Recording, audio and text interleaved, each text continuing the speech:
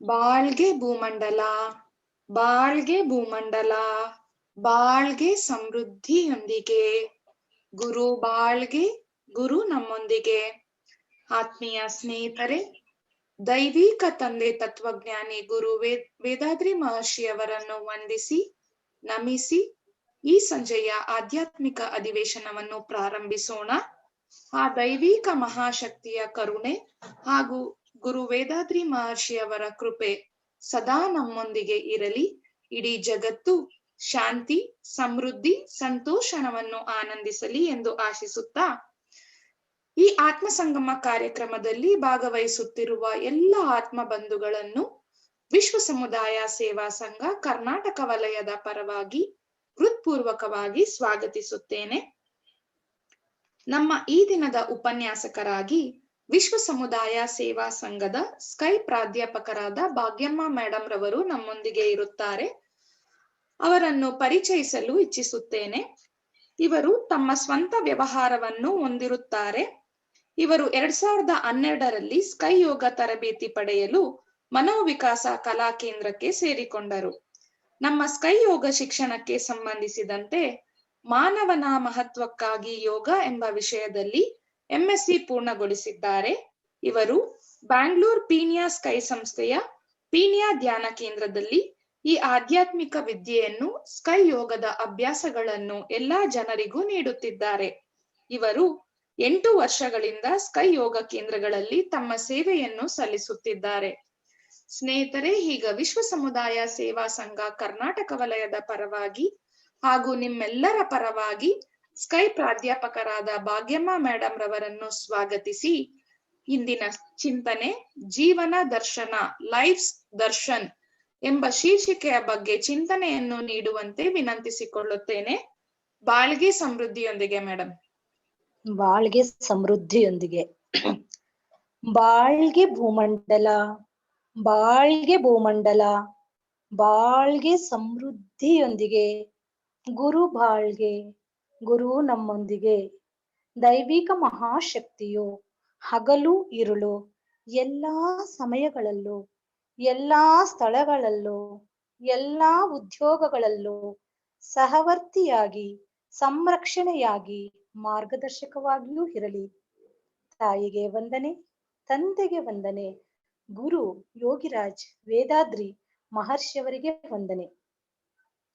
ಈ ದಿನದ ಆತ್ಮ ಸಂಗಮದಲ್ಲಿ ಭಾಗವಹಿಸಿರುವ ಎಲ್ಲ ಆತ್ಮ ಬಂಧುಗಳೇ, ಮತ್ತೆ ಇದನ್ನು ಪ್ರತಿದಿನವೂ ತುಂಬಾ ಸುಂದರವಾಗಿ ನಡೆಸಿಕೊಡುತ್ತಿರುವ ಪಲ್ಲವಿ ಮೇಡಮ್ ಅವರಿಗೂ, ಇದ ಆತ್ಮಸಂಘ ಕಾರ್ಯಕ್ರಮವನ್ನು ಈ ಕರ್ನಾಟಕ ವಲಯದಿಂದ ಆಯೋಜನೆ ಮಾಡಿರುವಂತಹ ನಮ್ಮ ಧನಪತಿ ಸರ್ಗೂ ಮತ್ತು ನಮ್ಮ ವಿಜಯ ಮೇಡಮ್ ಅವರಿಗೂ ಅನಂತ ವಂದನೆಗಳನ್ನು ಸಲ್ಲಿಸುತ್ತಾ, ಈ ದಿನದ ಒಂದು ಸಣ್ಣ ಚಿಂತನೆಯನ್ನು ನಾವು ಆರಂಭಿಸೋಣ. ಆತ್ಮೀಯರೇ, ಮೊದಲಿಗೆ ಎಲ್ಲರಿಗೂ ಕೂಡ ಜೀವನದ ಬಗ್ಗೆ ತುಂಬಾ ಚೆನ್ನಾಗಿ ಅರಿವಾಗಿದೆ. ಅದಕ್ಕೋಸ್ಕರನೇ ಇವತ್ತು ಒಂದು ಸಣ್ಣ ಚಿಂತನೆಯನ್ನ, ಒಂದು ಜೀವನ ದರ್ಶನ ಎಂಬುದರ ಬಗ್ಗೆ ಚಿಂತನೆ ಮಾಡೋಣ. ಎಲ್ಲರೂ ಮನವಿಟ್ಟು ಕೇಳಿ ಯೋಗ ಬಂಧುಗಳೇ. ಜೀವನ ದರ್ಶನ ಎಂದರೆ ಮಹರ್ಷಿಯವರು ತುಂಬಾ ಸುಂದರವಾಗಿ, ಸುಲಲಿತವಾಗಿ, ಸರಳವಾಗಿ, ಎಲ್ಲರಿಗೂ ಅರ್ಥವಾಗುವ ರೀತಿ ಜೀವನವನ್ನ ನಮಗೆ ನೀಡಿದ್ದಾರೆ. ನಾವು ಕೂಡ ಅದನ್ನು ಇವತ್ತು ಹಲವಾರು ಜನಗಳಿಗೆ ಇದನ್ನ ನೀಡುತ್ತಾ ಬಂದಿದ್ದೇವೆ. ಆದರೆ ಇನ್ನೂ ಕೂಡ ನಮ್ಮಲ್ಲಿರುವ ಗೊಂದಲಗಳು, ರೋಗಗಳು, ಕಳಂಕಗಳು ಇನ್ನ ಯಾಕೆ ನಮ್ಮಿಂದ ದೂರವಾಗಿಲ್ಲ ಅಂದರೆ, ಇವತ್ತು ಒಂದು ಜೀವನ ದರ್ಶನ ಎಂಬುದರ ಬಗ್ಗೆ ನಾವು ಇನ್ನೊಂದಷ್ಟು ವಿಷಯಗಳನ್ನು ತಿಳ್ಕೊಂಡು ಅದೇ ಮಾರ್ಗದಲ್ಲಿ ನಮ್ಮನ್ನು ತಿದ್ದುಕೊಳ್ಳುತ್ತಾ, ಬದಲಾಯಿಸಿಕೊಳ್ಳುತ್ತಾ, ಅಭ್ಯಾಸಗಳನ್ನ ಮತ್ತಷ್ಟು ಒಳ್ಳೆಯ ಅಭ್ಯಾಸಗಳನ್ನ ಅಳವಡಿಸಿಕೊಳ್ಳುತ್ತಾ ಸುಂದರವಾಗಿ ಜೀವನವನ್ನ ನಡೆಸುವುದೇ ಜೀವನ ದರ್ಶನ. ಮೊದಲಿಗೆ ಜೀವನ ಎಂದರೆ ಏನು? ನಾವು ಮಹರ್ಷಿಗಳ ಒಂದು ಸುಂದರವಾದ ವಾಕ್ಯದೊಂದಿಗೆ ಆರಂಭ ಮಾಡೋಣ. ಜೀವನ ಎಂದರೆ ಹುಟ್ಟು ಹುಟ್ಟು ಮತ್ತು ಸಾವಿನ ನಡುವಿನ ಅಂತರದ ಪ್ರಯಾಣವೇ ಜೀವನ. ಈ ಜೀವನ ಯಾಕೆ ಸುಖವಾಗಿಲ್ಲ? ಎಲ್ಲರಿಗೂ ಪ್ರತಿ ಸರಿ ಈ ಪ್ರಶ್ನೆಯಿಂದಾನೇ ಹಲವಾರು ಸಮಸ್ಯೆಗಳು ಉದ್ಭವ ಆಗ್ತಿದೆ. ಯಾಕೆ ಸರಿ ಇಲ್ಲ ಅಂದ್ರೆ ಅದರ ಬಗ್ಗೆ ದರ್ಶನ ಆಗಿಲ್ಲ ನಮಗೆ. ಹಾಗಾದ್ರೆ ದರ್ಶನ ಎಂದರೆ ಏನು ಅಂದಾಗ, ಯಾರು ಜೀವನದಲ್ಲಿ ಯಶಸ್ಸನ್ನು ಸಾಧಿಸಿದ್ದಾರೋ, ಕೆಳಮಟ್ಟದ ಸ್ಥಿತಿಯಿಂದ ಉನ್ನತ ಮಟ್ಟಕ್ಕೆ ಏರುತ್ತೇವೋ ಅದನ್ನ ದರ್ಶನ ಎಂದು ಕರೆಯುತ್ತಾರೆ. ಫಸ್ಟ್ ನಾವು ಚೆನ್ನಾಗಿ ಅರ್ಥ ಮಾಡ್ಕೋಬೇಕು. ದರ್ಶನ ಅಂದ್ರೆ ನಾವು ಒಂದು ದೇವಸ್ಥಾನಕ್ಕೆ ಹೋಗೋದು, ಉಪವಾಸ ಇರೋದು, ನಾವ್ ಇದನ್ನೆಲ್ಲ ದರ್ಶನ ಅಂತ ತಿಳ್ಕೊಂಡಿದೀವಿ. ಇದೆಲ್ಲ ದರ್ಶನ ಅಂತಂದ್ರೆ, ದರ್ಶನ ಅಂದರೆ ನಮ್ಮ ಜೀವನದಲ್ಲಿ ಸಂತೋಷದಿಂದ ಇರೋದನ್ನ ದರ್ಶನ ಎಂದು ಕರೆಯುತ್ತೇವೆ. ದರ್ಶನ ಅಂದರೆ ನಾವು ಫಸ್ಟ್ ಅರ್ಥ ಮಾಡ್ಕೋಬೇಕು. ನಾವು ಅರ್ಥ ಮಾಡಿಕೊಂಡಾಗ ಮಾತ್ರ ನಮ್ಮ ಜೀವನ ಸಾಕ್ಷಾತ್ಕಾರ ಆಗುತ್ತೆ. ಜೀವನ ಸಾಕ್ಷಾತ್ಕಾರ ಆಗಬೇಕಂದ್ರೆ ಒಬ್ಬರು ಗುರುಗಳ ಮಾರ್ಗದರ್ಶನ ಬೇಕು. ಅದಕ್ಕೆ ಮಾರ್ಗದರ್ಶನ ಅಂತ ಅದರಲ್ಲೇ ನಮಗೆ ಕೊಟ್ಟಿರೋದು. ಆದ್ದರಿಂದ ನಮ್ಮ ಜೀವನ ಸುಖಮಯವಾಗಿರ್ಬೇಕಂದ್ರೆ, ಮುಂದಿನ ಪೀಳಿಗೆ ಚೆನ್ನಾಗಿರ್ಬೇಕು ಅಂತಂದ್ರೆ ಅದಕ್ಕೆ ನಮಗೆ ಒಂದು ಮಾರ್ಗದರ್ಶನ, ಒಬ್ರು ದರ್ಶನ ಮಾಡಿರುವಂತಹ ಆಲ್ರೆಡಿ ಒಂದು ದೈವವನ್ನ, ಒಂದು ಯಶಸ್ಸನ್ನ ಗಳಿಸಿರುವಂತಹ ಒಬ್ಬರು ಗುರುಗಳು ನಮಗೆ ಬೇಕು. ನಾವೆಲ್ಲ ತಿಳ್ಕೊಂಡಿದೀವಿ ಹೊರಗಡೆ ಜೀವನವನ್ನ ದೇವರನ್ನ ನೋಡಿ ದರ್ಶನ ಮಾಡ್ಕೊಳ್ಳೋದೇ ದರ್ಶನ ಅಂತ ನಾವು ತಿಳ್ಕೊಂಡಿದೀವಿ. ಮಾನವ ಯಾವುದು ತುಂಬಾ ಸುಂದರ ಅಂತ ತಿಳ್ಕೊಂಡಿದ್ದಾನಲ್ಲ, ಅದು ಬಹಳ ದಿವಸದ್ದಲ್ಲ. ಫಸ್ಟ್ ಇಲ್ಲಿಂದ ಅರ್ಥ ಆಗ್ಬೇಕು ನಮ್ಗೆ ಜೀವನ ಅಂದ್ರೆ. ನಮ್ ಜೀವನ ಅಂದ್ರೆ ನಮಗ್ ಗೊತ್ತು, ನಾವು ಸುಖವಾಗಿದ್ದೀವಿ ಅಂತ ತಿಳ್ಕೊಂಡಿದೀವಿ. ಮಾನವ ಯಾವುದನ್ನ ತುಂಬಾ ಸುಂದರ ಅಂತ ತಿಳಿದುಕೊಂಡಿದೀವಲ್ಲ, ಅದು ಬಹಳ ದಿವಸ ಅಲ್ಲ. ಅದಕ್ಕೆ ಒಬ್ರು ಹೇಳ್ತಾರೆ, the old world is just A shadow of reality. ಒಂದು ಸತ್ಯದ ಕೆಳಗಡೆ ನೆರಳಿನಲ್ಲಿ ಮನುಷ್ಯರು ಮತ್ತೆ ಪ್ರಪಂಚದ ಸೃಷ್ಟಿ ಇದೆ. ಆದ್ದರಿಂದ ಅದನ್ನ ನಾವು ಫಸ್ಟ್ ಅರ್ಥ ಮಾಡ್ಕೋಬೇಕು. ಅದು ಬಹಳ ದಿವಸದ್ದಲ್ಲ. ಇದ್ರ ಒಳಗಿನ ಪ್ರಾಣ ಹೊರಗೆ ಹೋದ ತಕ್ಷಣವೇ ಎಲ್ಲವೂ ಬಿಟ್ಟು ಹೊರಟೋಗುತ್ತೆ. ಅದಕ್ಕೆ ನಾವು ಹೊರಗಿನದಕ್ಕೆ ಬೆಲೆ ಬಹಳ ಕೊಡುತ್ತೇವೆ. ಜೀವನದಲ್ಲಿ ಬಹಳ ಸಾರಿ ನಾವು ಎಷ್ಟೋ ನೀತಿನ ಮಾತುಗಳನ್ನ ಕೇಳಿದ್ದೀವಿ, ಅದೇ ಹಾಡ್ತಾನೂ ಇದೀವಿ, ಆದರೆ ಅದನ್ನ ಅಳವಡಿಸ್ಕೊಂಡಿಲ್ಲ. ಯಾರು ಅಳವಡಿಸ್ಕೊಂಡಿದಾರೋ, ಯಾರು ಜೀವನವನ್ನ ದರ್ಶನ ಮಾಡಿಕೊಂಡಿದ್ದಾರೋ ಅವರು ಮಹಾತ್ಮರಾಗಿದ್ದಾರೆ, ಸ್ವಾಮೀಜಿಗಳು ಆಗಿದ್ದಾರೆ. ಅಂತ ಜೀವನವನ್ನ ಪ್ರತಿಯೊಬ್ಬರೂ ಕೂಡ ಮಾಡಬಹುದು ಅಂತ ವಿವೇಕಾನಂದರು ಹೇಳಿದ್ದಾರೆ, ಮಹರ್ಷಿಗಳು ಹೇಳಿದ್ದಾರೆ, ಗೌತಮ ಬುದ್ಧನೂ ಹೇಳಿದ್ದಾರೆ, ಯೇಸು ಕ್ರಿಸ್ತನೂ ಹೇಳಿದ್ದಾರೆ, ಅಲ್ಲಾನು ಹೇಳಿದ್ದಾರೆ. ಸೊ ನಾವು ಇದೆಲ್ಲ ಜೀವನ ದರ್ಶನ ಆಗ್ಬೇಕು ಅಂತಂದ್ರೆ ನಮ್ಮ ಜೀವನದಲ್ಲಿ ನಾವು ಇಟ್ಟುಕೊಂಡಿರುವ ವಸ್ತುಗಳು ಮತ್ತು ವ್ಯಕ್ತಿಗಳ ಜೊತೆ ಸಂಬಂಧ ಮಿತಿಯಲ್ಲಿ ಇರಬೇಕು. ಮಿತಿಯಲ್ಲಿ ಇದ್ದರೆ ಹಿತವಾದ ದರ್ಶನ ಇರುತ್ತೆ ಅಂತ ಹೇಳ್ತಾರೆ.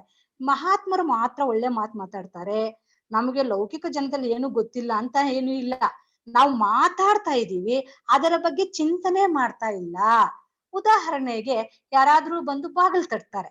ಬಾಗಿಲು ತಟ್ಟಿದಾಗ ಯಾರಿದ್ದೀರಾ ಒಳಗಡೆ ಅಂತ ಕೇಳ್ತಾರೆ. ಆವಾಗ ನಾವು ಯಾರು ಇಲ್ಲ ಬನ್ನಿ ಒಳಗಡೆ ನಾನೇ ಇದ್ದೀನಿ, ಬನ್ನಿ ಒಳಗಡೆ, ಇದೇ ದರ್ಶನ. ಅಂದ್ರೆ ನಮ್ಮ ಒಳಗಿನ ಪ್ರಯಾಣ, ಆಂತರಿಕ ಪ್ರಯಾಣದ ಅಭ್ಯಾಸ. ನಮ್ಮ ಅರಿವಿನಿಂದ ಒಳಗಡೆ ಹೋದರೆ ಅದೇ ದರ್ಶನ. ನಾವು ಹಾಗಂತ ಕದಾ ತೆರೀಬಾರ್ದಾ ಅಥವಾ ಬಾಗಿಲು ತೆರೀಬಾರ್ದಾ ಅಂತ ಅರ್ಥ ಅಲ್ಲ ಇಲ್ಲಿ. ನಾವು ಲೌಕಿಕ ಮಾತಾಡುವ ಮಾತುಗಳೇ ಆಧ್ಯಾತ್ಮಿಕವಾಗಿ ಚಿಂತನೆ ಮಾಡಿದಾಗ, ಆತ್ಮಾವಲೋಕನ ಮಾಡಿದಾಗ ಅದೇ ದರ್ಶನ ಆಗುತ್ತೆ ನಮಗೆ. ಅದೇ ಒಂದು ಸತ್ಯ, ತತ್ವ, ಸಿದ್ಧಾಂತ, ಅದನ್ನ ದರ್ಶನ ಎಂದು ಹೇಳುತ್ತಾರೆ. ನಾವು ಈ ಭೂಮಿಯ ಮೇಲೆ ಬಿಟ್ಟು ಹೋದ್ಮೇಲೆ ಯಾವಾಗ ಅದನ್ನ ದರ್ಶನ ಯಾವಾಗ್ಲೂ ಇರುತ್ತೆ. ಅದಕ್ಕೆ ದೇವರ ದರ್ಶನ ದಿನ ಇರುತ್ತೆ ಅಂತ ಎಲ್ಲ ಮಾತಾಡ್ತಾರೆ.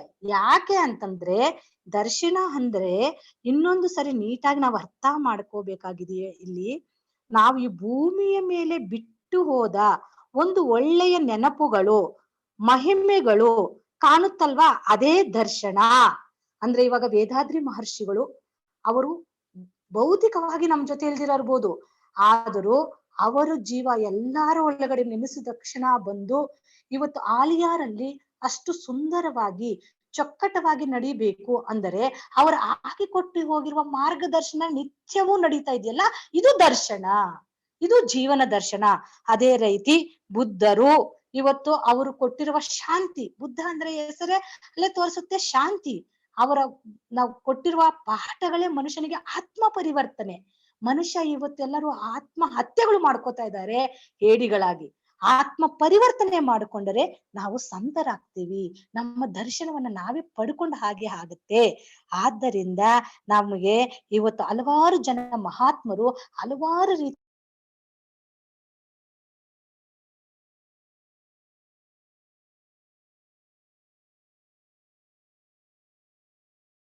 ಕೆಲಸ ಅಲ್ಲ. ಫಸ್ಟ್ ನಾವು ತಿಳ್ಕೋಬೇಕು, ನಮ್ಮ ಜೀವನ ದರ್ಶನ ಅನ್ನುವುದು ಕಠಿಣ ಅಲ್ಲ, ಇದು ತುಂಬಾ ಸುಲಭ. ಹಾಗಾದ್ರೆ ತುಂಬಾ ಸುಲಭ ಅಂದ್ಮೇಲೆ ಮತ್ತೆ ಇನ್ನೊಂದು ಪ್ಲಾನ್ ಮಾಡ್ಕೋಬೇಕು. ತುಂಬಾ ಸುಲಭ ಹೇಗೆ? ಮಹರ್ಷಿಯವರು ದೇಹಾರೋಗ್ಯ ಅನ್ನುವ ಒಂದು ಅಭ್ಯಾಸದಲ್ಲಿ ನಮಗೆ ದೈಹಿಕವಾಗಿ ಎಕ್ಸರ್ಸೈಸ್ ಮಾಡುವಾಗ್ಲೇ ಹೇಳ್ತಾರೆ. ಏನಂತಂದ್ರೆ, ಮನುಷ್ಯ ಜೀವನದಲ್ಲಿ ಶಾಂತಿಯಿಂದ ಆನಂದದಿಂದ ಇರಬೇಕಾದರೆ ಮೊದಲಿಗೆ ಒಂದು ಪ್ರಯತ್ನ ತಗೋಬೇಕು.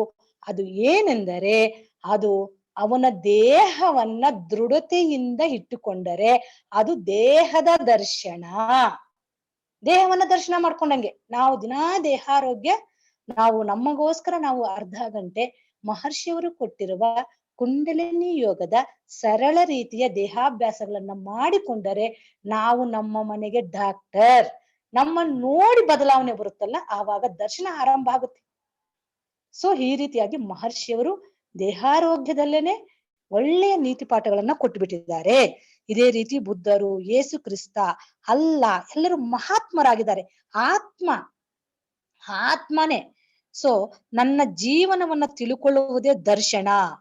ಫಸ್ಟ್ ನಾವು ಅರ್ಥ ಮಾಡ್ಕೊಳ್ಬೇಕು, ತುಂಬಾ ಸುಲಭವಾಗಿ ಅರ್ಥ ಮಾಡ್ಕೋಬೇಕು.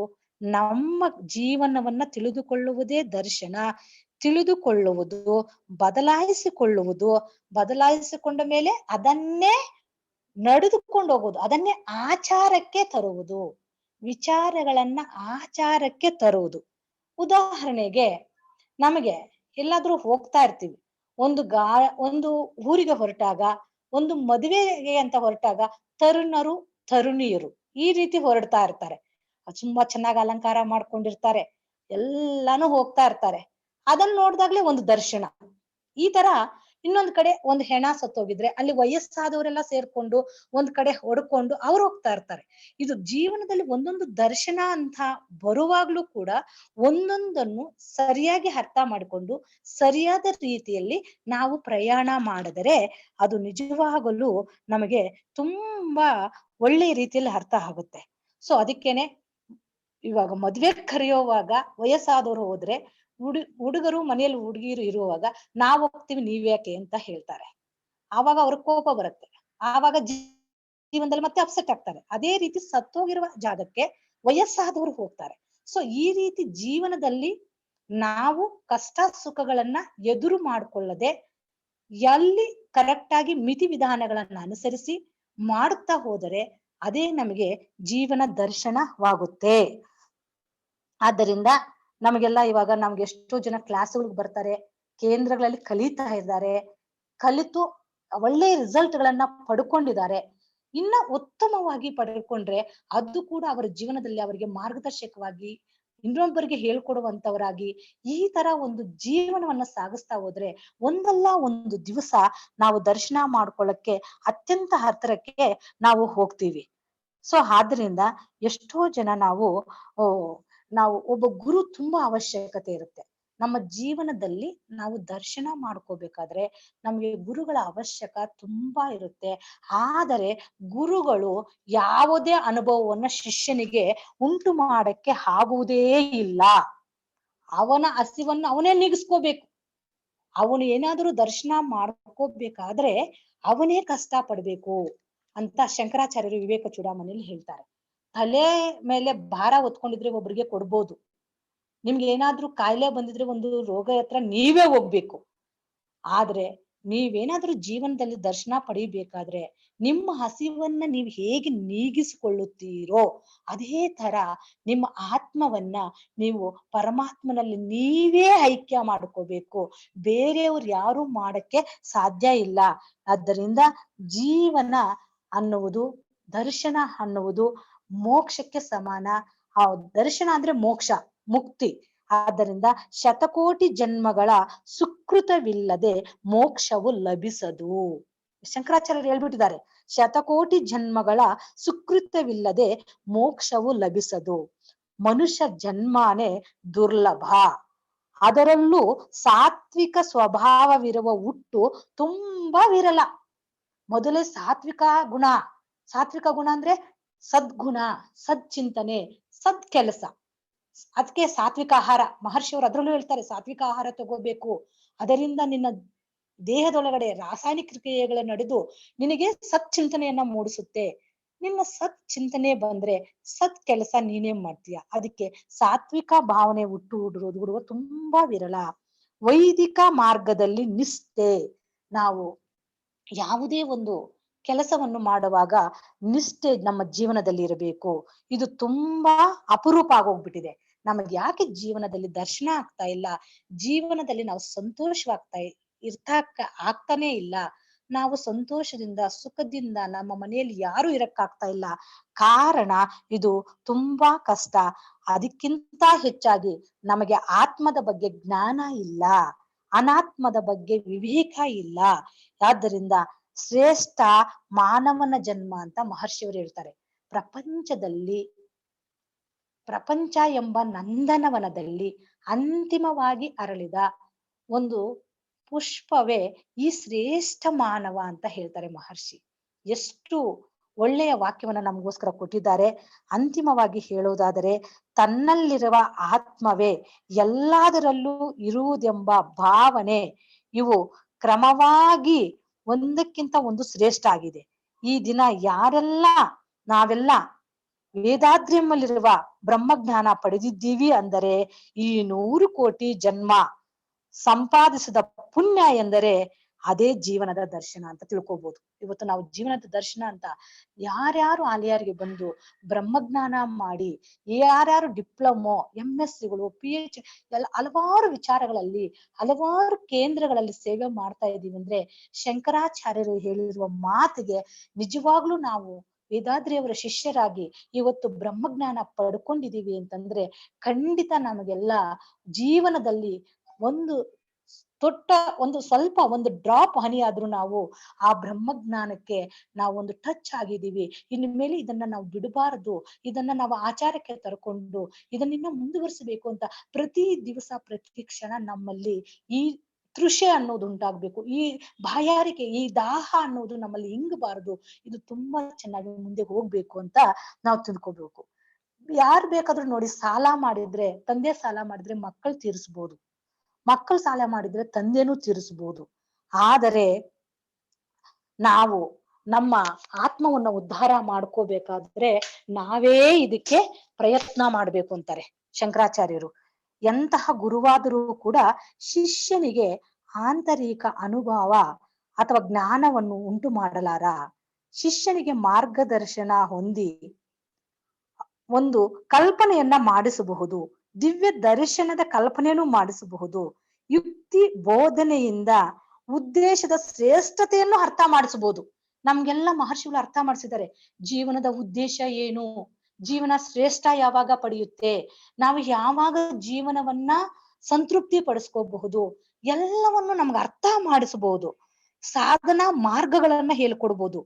ನಮ್ಗೆ ಲಕ್ಷ್ಯ ಅಂದ್ರೆ ಗುರಿ, ಲಕ್ಷಣವನ್ನ ಅರ್ಥ ಮಾಡಿಸಬಹುದು.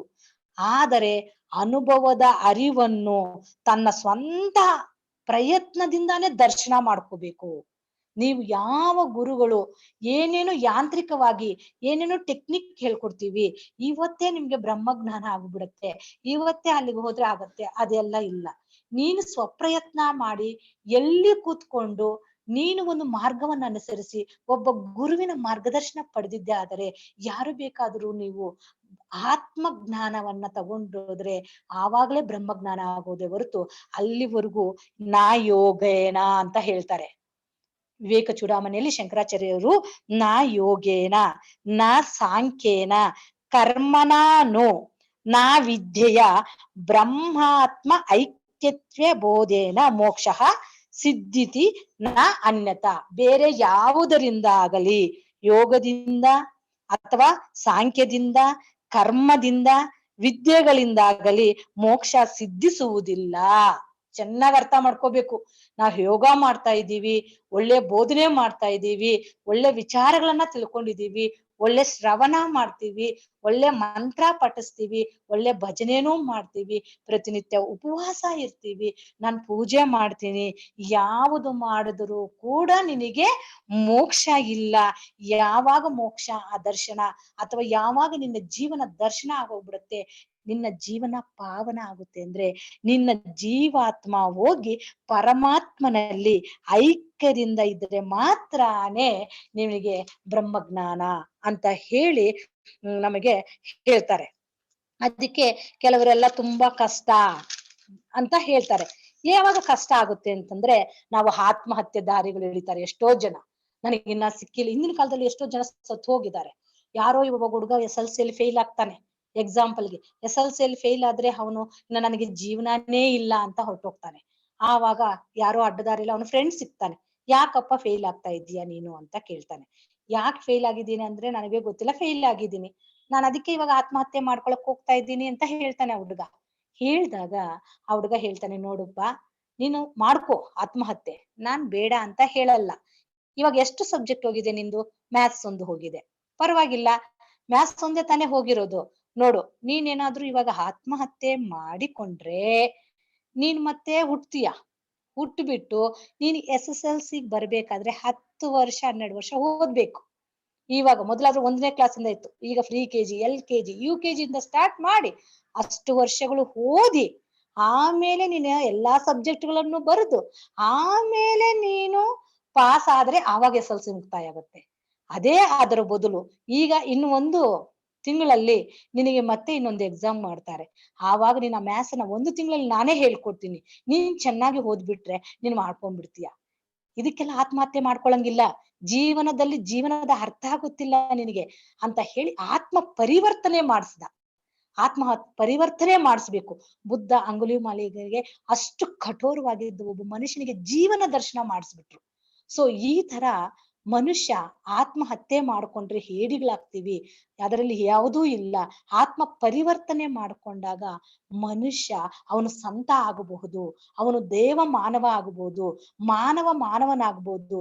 ಅದು ಬಿಟ್ಟು ಪ್ರಾಣಿ ಮಾನವನಾಗಿ ಪ್ರಾಣಿಗಳು ಮಾಡುವ ಕೆಲಸಗಳು, ಪ್ರಾಣಿಗಳಿಂದ ಕಲಿಯೋದು ಎಷ್ಟೋ ಇದೆ. ನಾವು ಅದಕ್ಕಿಂತ ಪ್ರಾಣಿಗಿಂತ ಕೆಳಮಟ್ಟವಾಗಿ ಆಲೋಚನೆ ಮಾಡಿ ತನ್ನಷ್ಟಕ್ಕೆ ತಾನೇ ನಾವು ಆತ್ಮಹತ್ಯೆಗಳು ಮಾಡ್ಕೊಳ್ತಾ ಇದ್ದೀವಿ. ಆದ್ದರಿಂದ ನಾವು ಆತ್ಮ ಪರಿವರ್ತನೆ ದಾರಿ ಹಿಡ್ಕೊಂಡ್ರೆ ನಮ್ಮ ಜೀವನ ದರ್ಶನ ಆಗೋದ್ರಲ್ಲಿ ಸಂದೇಹವಿಲ್ಲ. ಅದಕ್ಕೆ ರವೀಂದ್ರನಾಥ್ ಟ್ಯಾಗೋರ್ ಒಂದು ಮಾತು ಹೇಳ್ತಾರೆ. ಹೋಗಿ ಅವ್ರು ಕೇಳ್ಕೊಡ್ತಾರೆ, ನೋಡಿ ದೇವರೇ, ನನಗೆ ನೀನು ಎಷ್ಟು ಕಷ್ಟಗಳನ್ನಾದರೂ ಕೊಡು, ಪರವಾಗಿಲ್ಲ, ಆ ಕಷ್ಟಗಳನ್ನ ಸಹಿಸುವ ಸಹನೆ ಕೊಡು. ನನಗೆ ಕಷ್ಟಗಳು ಕೊಡಬೇಡ ಅಂತ ನಾನು ಹೇಳ್ತಿಲ್ಲ. ಆ ಕಷ್ಟಗಳನ್ನ ಸಹಿಸಿಕೊಂಡು ಆ ಸಾಮರ್ಥ್ಯವನ್ನ ಬೆಳೆಸಿಕೊಂಡು ಆ ಪರಿಹಾರನ್ನ ಕಂಡುಕೊಂಡ್ರೆ ಅದು ಅನುಭವ ಆಗುತ್ತೆ. ಆದ್ದರಿಂದ ನನಗೆ ಇದೊಂದು ಪ್ರಾರ್ಥನೆ, ದೇವರೇ, ಗರ್ಭಗುಡಿಯ ಮುಂದೆ ಆತರ ನಾವು ಒಳಗಡೆ ಪ್ರತಿ ದಿವಸ ಪ್ರಾರ್ಥನೆ ಮಾಡ್ಬೇಕು.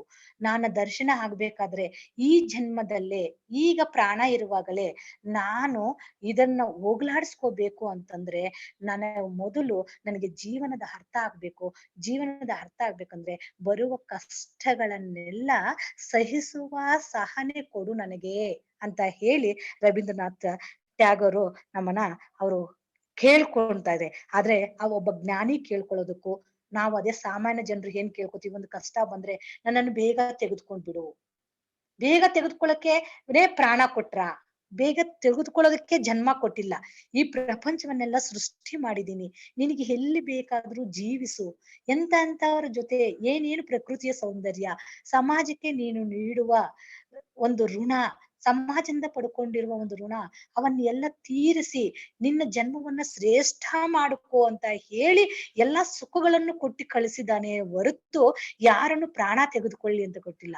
ಯಾರಾದ್ರೂ ಸ್ವಲ್ಪ ಕಷ್ಟ ಆದ್ರೆ ಸಾಕು, ನನ್ನನ್ನ ತೆಗೆದುಕೊಂಡು ಬಿಡು ದೇವ್ರೆ, ನನ್ನನ್ನ ತೆಗೆದುಕೊಂಡ್ ಬಿಡು ಅಂತ ನಾವ್ ಕೇಳ್ಕೊತೀವಿ.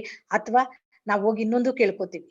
ಹೋಗಿ ದೇವ್ರ ಮುಂದ್ಗಡೆ ನಿಂತು ನಮ್ಮ ಮನೆಯ ಪಕ್ಕದವರೆಗೂ ನಮ್ಗೇನಾದ್ರು ಗಲಾಟೆಗಳಾದ್ರೆ, ಸಂತೋಷ ಇಲ್ಲ ಅಂದ್ರೆ, ನೋಡಪ್ಪ ಇಂಥವ್ರಿಗೆ ಇಂಥ ಶಿಕ್ಷೆಯನ್ನ ಕೊಡು. ನನಗೆ ತುಂಬಾ ನೋವು ಮಾಡಿದ್ದಾರೆ ಅಂತ ಹೋಗಿ ದೇವ್ರ ಹತ್ರ ಕೇಳ್ಕೊಳ್ಳೋದು. ನಾವು ಮನೆಗೆ ಬರೋಷ್ಟ್ರಲ್ಲಿ ಅವ್ರಿಗೇನಾದ್ರು ಅನ್ಎಕ್ಸ್ಪೆಕ್ಟೆಡ್ ಆಗಿ ನಾವು ಕೇಳ್ಕೊಂಡಂಗೆ ಕಾಕತೀಳಿಯ ತಾಳಿಯ ಅಂತ ಹೇಳ್ತಾರೆ. ಏನಾದ್ರೂ ಅದಕ್ಕೂ ಇದಕ್ಕೂ ಮ್ಯಾಚ್ ಆಗಿ ಆತರ ಏನಾದ್ರು ನಡೆದಿದ್ರೆ, ನೋಡಿದ್ರ ನಾನ್ ಕೇಳ್ಕೊಂಡಿದ್ದಕ್ಕೆ ದೇವ್ರು ಕೊಟ್ಬಿಟ್ಟ, ಅವ್ರಿಗೆ ಈ ತರನೇ ಆಗ್ಬೇಕು ಅಂತ ನಾವು ಕೆಟ್ಟದ್ ಬಯಸೋದಾಗ್ಲಿ, ಇದನ್ನೆಲ್ಲ ಮಾಡಿದರೆ ನಮ್ಮ ಜೀವನದಲ್ಲ ದರ್ಶನ ಅಲ್ಲ, ನಾವು ಮಾನವರಾಗಿ ಕೂಡ ಬದುಕಕ್ಕಾಗಲ್ಲ. ಪ್ರಾಣಿಗಳ ತರ ನಾವು ಜೀವನ ಮಾಡ್ತಾ ಇದೀವಿ ಇವತ್ತು. ಇವತ್ತು ಜೀವನದಲ್ಲಿ ಕಷ್ಟ ಬರಬೇಕು ಅಂತಂದ್ರೆ ಕಾರಣ ನಾವ್ ಇದೇನೆ. ಆದ್ದರಿಂದ ನಾವು ಪ್ರತಿ ದಿವಸ ಒಂದೊಂದು ಹೆಜ್ಜೆ ಮುಂದೆ ಹೋಗ್ತಾ ನಾವು ದೈವವನ್ನ ಕೇಳ್ಕೊಳ್ಳುವಾಗ, ನಾವು ಚಿಂತನೆ ಮಾಡುವಾಗ, ನಾವು ಯಾವಾಗ್ಲೂ ಸತ್ಚಿಂತನೆಗಳನ್ನ ಮಾಡ್ಬೇಕು. ಆದ್ರಿಂದ ವೇದಾದ್ರಿ ಮಹರ್ಷಿಗಳು ನಮಗೆ ಚೆನ್ನಾಗಿ ಅರ್ಥ ಮಾಡ್ಸಿದ್ದಾರೆ. ನಮ್ಗೆ ಕಷ್ಟ ಬಂದಾಗ ನಾವ್ ಯಾಕೆ ಅಳ್ತೀವಿ, ಏಕೆ ನಾವು ಸರಿಯಾಗಿ ಪರಿಣಾಮ ತತ್ವದ ಬಗ್ಗೆ ನಮ್ಗೆ ಅರ್ಥ ಮಾಡ್ಸಿದ್ದಾರೆ ವೇದಾದ್ರಿ ಮಹರ್ಷಿಗಳು.